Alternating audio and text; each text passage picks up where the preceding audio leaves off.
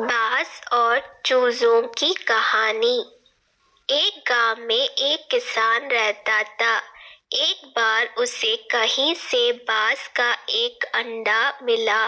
उसने वह अंडा मुर्गी के अंडे के साथ रख दिया।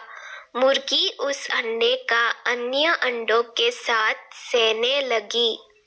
कुछ दिनों में मुर्गी के अंडे में से चूजे निकल आए और बाज के अंडे में से बाज का बच्चा। बाज का बच्चा चूजों के साथ पलने लगी। वह चूजों के साथ खाता पीता खेलता इधर उधर फुदकता बड़ा होने लगा। चूजों के साथ रहते हुए उसे कभी एहसास ही नहीं हुआ कि वह चूजों नहीं बल्कि बाज है। वह खुद को चूजा ही समझता था और हर काम उन्हीं की तरह करता था। जब उड़ने की बारी आई तो अन्य चूजों की देखा देखी वह भी थोड़ी ही ऊंचाई तक उड़ा और फिर वापस जमीन पर आ गया। उसका भी ऊंचा उड़ने का मन करता, लेकिन जब वह सबको थोड़ी ही ऊंचाई तक उड़ता देखता तो वह भी उतनी ही ऊंचाई तक उड़ता। ज्यादा ऊंचा उड़ने की वह कोशिश ही नहीं करता था। एक दिन उसने ऊंचे आकाश में एक बाज को उड़ते हुए देखा। इतनी ऊंचाई पर उसने किसी पक्षी को पहली बार उड़ते हुए देखा था। उसे बड़ा अचरज हुआ। उसने चूजों से पूछा, वो कौन है भाई जो इतनी ऊंचाई पर उड़ रहा है?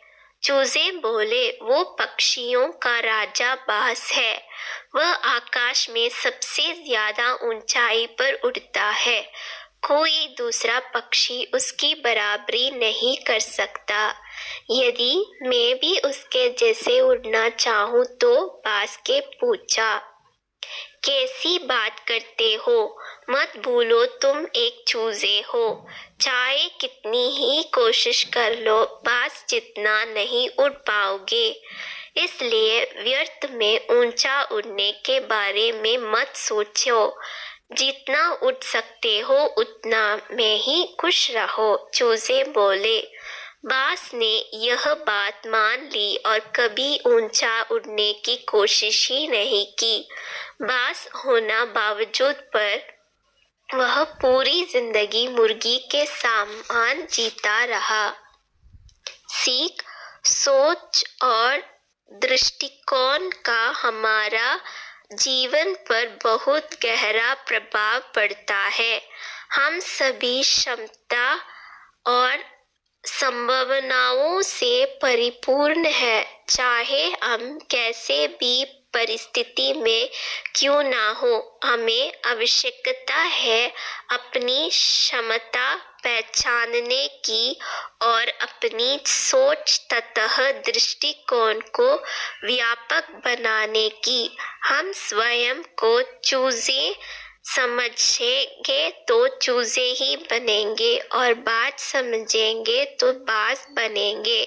खुद को कम ना समझे, अपनी क्षमता को सीमित ना करे, बाज बने और जीवन में ऊंची उड़ना बरे।